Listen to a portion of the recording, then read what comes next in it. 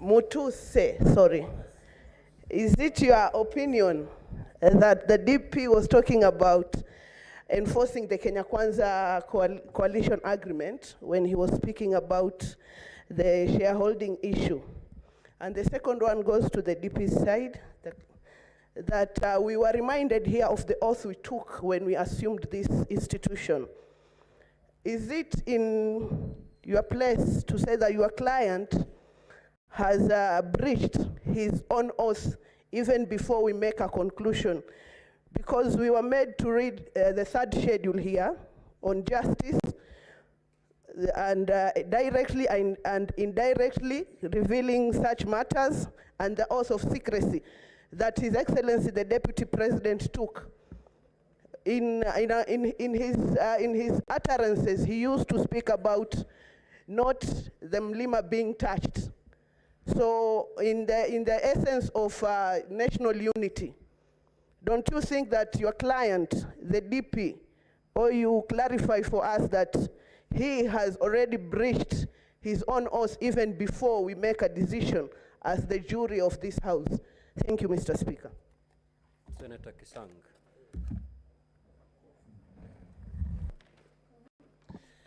Thank you, Honorable Speaker. My first question goes to Mituse and a comment. Honorable Speaker, I want to find out from Mheshimiwa, out of the 22 companies that you've alleged associated with the Deputy President, how many are really of interest to this particular impeachment? Yesterday, you talked about the one in Rea Vivingo, and we saw that 10,000 of the shares, the total shares, are owned by the estate of the late Governor Gachagua. Then a comment, Honorable Speaker, is the clips that were played yesterday on shareholding. I think I want to ask the legal counsel for the Deputy President. It looks like we didn't stop campaigns after election. It looked like we continued to propagate campaigns because we expected the Deputy President, immediately after campaigns, we stop about this thing of shareholding because Senator Maanzo.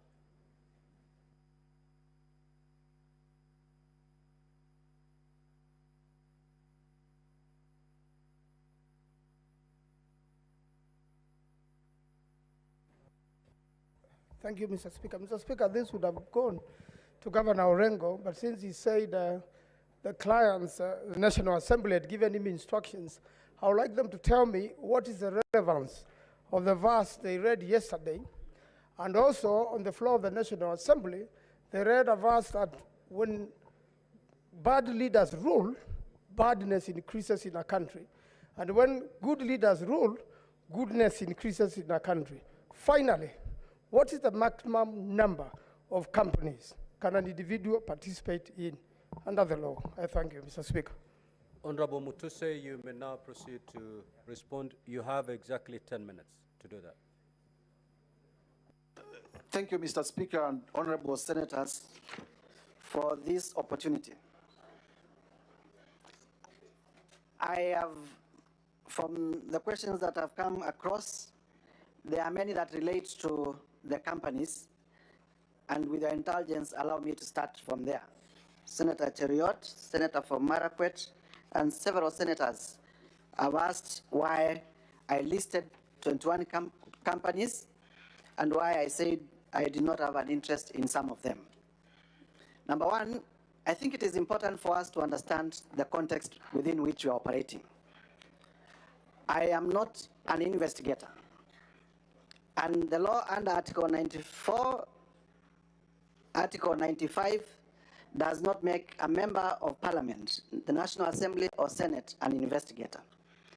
What I'm required to do is to establish a prima facie case, to establish that what is happening is outside the requirements of the law. And having been in this country and with a lot of enthusiasm in matters governance, I also know that this Senate has had opportunity to consider the impeachment of the late Nderitu Gachagua. And in that impeachment, because this is a house of record, you will realize that most of the companies that I've listed were also complained about by the County Assembly of Nyeri during the impeachment of Governor Nderitu Gachagua. And the complaint was specifically that there was a brother to the late governor, and the brother is one Rigathi Gachagua, who was doing all the business in Nyeri County. And from that basis, therefore, I needed to expound to find out what these companies that had been complained about during that impeachment, what these companies that had been complained about in the Esther Minor decision in terms of money laundering had to do with the Deputy President and the things that I'm alleging against him. And it is on that basis that I listed these companies. I want to invite members of this Senate to also know that in doing this, it is not just about the direct evidence. It is also about the circumstantial evidence. It's also about the circumstances that led to where we are. That there are companies that were complained about doing business in Nyeri County. It came to this Senate. That the same companies were complained about doing money laundering, and a decision of the High Court by Justice Maina has been tabled before you. And today, we are complaining that the same companies are helping to do corruption and money laundering. And that's the reason why we bring those companies. Please notice that in an impeachment, because I've been asked about threshold, and I know you know about it, my work here is not to prove criminal liability. It is not to prove beyond reasonable doubt. My work here is not to prove civil liability, but to show political responsibility. And I have been able to do that. In terms of Vipingo Ridge, the question I want to invite honorable senators, and I request that you listen to me. I was told yesterday that Vipingo Ridge, the two sons of His Excellency the Deputy President, are mere directors, and that the shares are owned by the estate of the late Nderitu Gachagua. But then you ask yourself, all of you here, you have children, why would my brother's children own my estate and not my children? Why would my brother's children be the ones who are directors in my estate and not my own children? If you die today, will your children be the ones being directors of your properties, or it is the children of your brothers? Don't you see this is suspicious? It is obviously suspicious. Number two, in law, and I want to challenge anyone. An estate, what is an estate? An estate is the totality of your belongings. So, can an estate own an estate? It is administrators. We would expect that the executors in the estate who are named in the will are the ones who would have been named in the shareholding. And we know all these trick games that are being played around to hide ownership. And that, because I talked about circumstantial evidence, that is to be compared with the affidavit of Mr. Jomo in terms of how Jomo was approached to be proxy in buying the property, and how Jahenda, the question that has been asked, is the one operating the accounts. And we have been able to show that the same Jahenda, the same lady who works at the DP's office, is the same person who is the manager at the hotel and is the one who is operating the accounts. So I invite you to see the web of secrecy, the web of conspiracy. It is a web. And this is why I said these are white-collar crimes. They are done by intelligent people. Sometimes it becomes very difficult to get direct evidence, but in the totality of the circumstances, it points to money laundering and corruption. Let me now go to Senator for Nandi, my good friend, Senator Cherangei. Thank you very much for the Bible verse. I'll keep on reading it, and every time I read it, I'll remember you. 5.2 billion worth.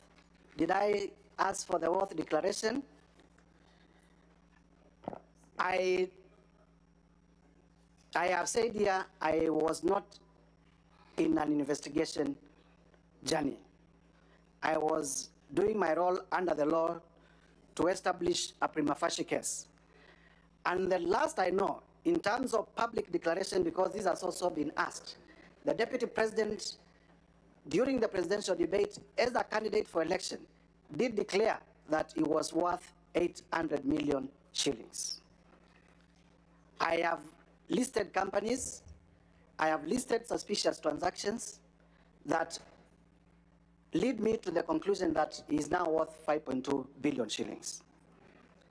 The law on unexplained assets, because this is important. The law on unexplained assets is such that you are asked, you own this, please tell us how you acquired it. Because as far as we know, your legitimate income cannot support this. That is what I have done.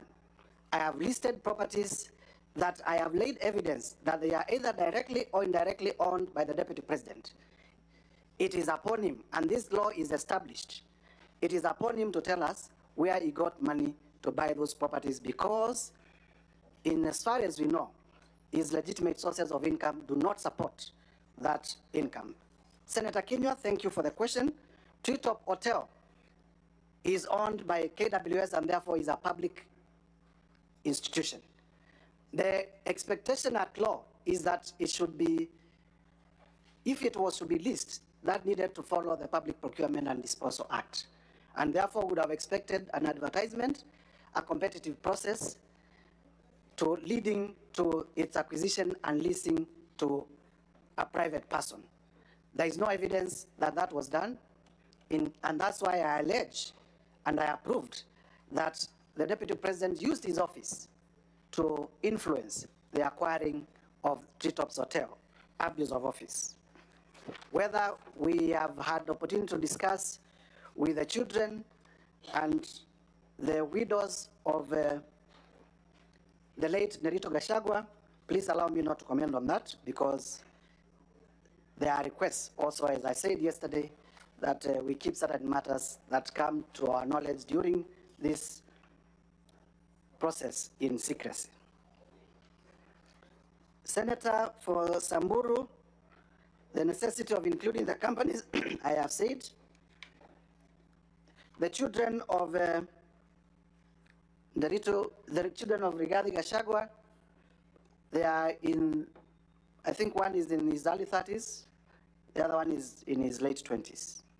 Whether there is an age limit for somebody to obtain a loan of 700 million, no, there isn't an age limit, but the guess, yours and mine, how many children of that age in the Republic of Kenya would have security enough to secure a loan of 600 million? Because to secure a loan of 600 million, the bankers tell us that you have to place property probably that is 10 times more in value than that. When did they acquire that property? Number two, it is not our evidence, and this is important for me to clarify, that Abadea's Safari Lodges was acquired through a loan. It is an explanation that we have discounted. He said that they obtained a loan of 600 million, but the only document that was produced is an offer letter for the loan. There is no evidence to show that the loan was granted.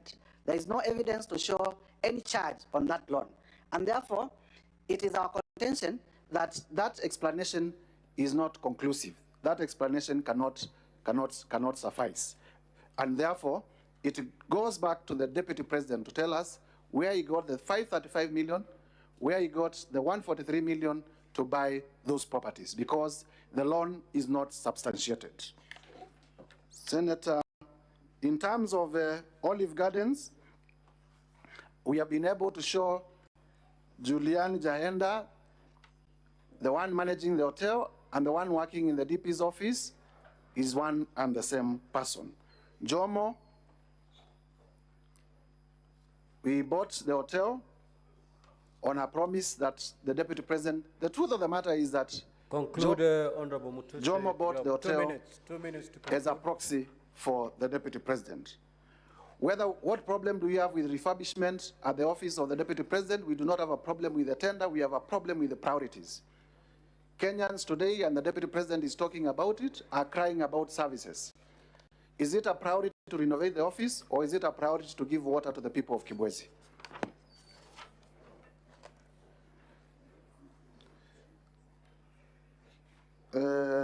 Vipingo Beach, I have explained.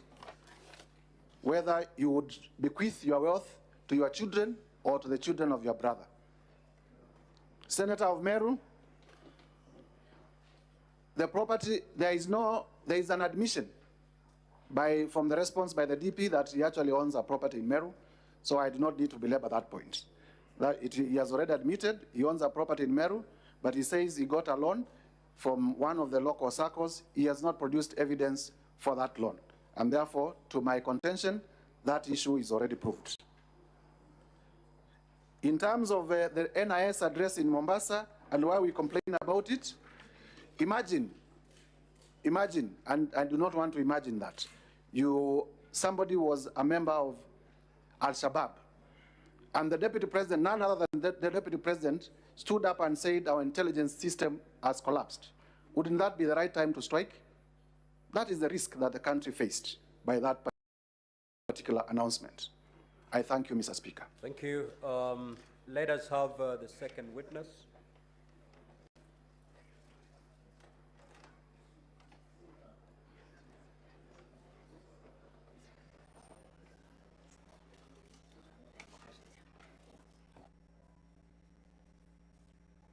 As the counsel for the DP responds or clarifies on the issues raised towards them, may we have the second witness available For purposes of clarifications.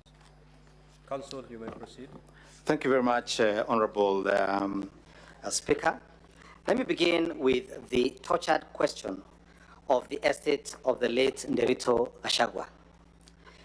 It is, I think, a shame that will stick on Honorable Mutuse for the rest of his years on earth. counsel for the Deputy President. Yes. There are very few clarifications that were directed towards you. Yes. So I'll give you 5 minutes. At You're the- not responding to the clarifications by Mutuse. You're responding to the clarification as sought. Those are the ones I am. And Honorable Speaker, there are quite a number of clarifications, especially on this estate issue, which please allow me 10 minutes. All right. 10 Thank you minutes. very much, Senate. Now, I began my cross-examination of Honorable Mutuse yesterday with asking him how long he has practiced law and what law he has practiced. The problems you have as a Senate, as a quasi-judicial body, are born out of inexperience of legal practice. If you had practiced any succession law, I'm answering the question. I'm answering the question. Order, Honorable Senators. I'm answering the question. I'm sorry, Senator Kabindu, just The- have a seat. I couldn't take that. Yes. What is the source of this? I asked him discomfort? yesterday. He answered the question. Yes, counsel for DP. What exactly did you say? I just wanted to say that the National Assembly was provided with an affidavit by the executors of the will of the late Nderito Gachagua. It is before you. It is volume number 4, stated, called the Further Affidavit of Nderito Gachagua, Rigathi Gachagua. It should be before you. In that affidavit, the two executors state in comprehensive detail everything concerning that particular estate. They are as follows. 1, the estate property was divided in accordance with the will. The probate matter commenced and went all the way to the end to conclusion. All issues were resolved within the court case and in a sense are now res judicata. That is issue number 1. Issue number 2, you will find in that affidavit between pages 11 and pages 19. Who sought that clarification? I was asked, the question was asked, I I've think, told by you, Senator counsel Dulo asked. for DP, do not respond to what Honorable Mutuse said. Senator Pick a Dulo, senator's issue and respond to it. that's what I'm responding to. Exactly. So whose clarification are you? Senator Dulo asked, can you please address the question of disinheriting the widows, if Hansard could confirm that? I believe she did. That's what I'm answering, yes. And so the will, as I'm explaining, does not disinherit the children or the widows or anybody else. It is merely because in the motion brought before you, there were properties listed in the motion that were part of the estate. That is the only reason this estate has become the subject of proceedings before the Senate and the National Assembly. So when you look at the will, as I've said, between pages 11 and 12, at page 13, if you have the document before you, this is volume number 4, there is a long list of how this estate was divided. And I won't go through it, you'll be able to read it yourself. That's number 1. Number 2, you will see an affidavit by the executors, except the Deputy President who did not sign this affidavit. These are the 2 remaining executors who have signed it, explaining between pages 4 and page 9 everything that was done in accordance with the law and in accordance with the law of succession, and that no one's property was taken away.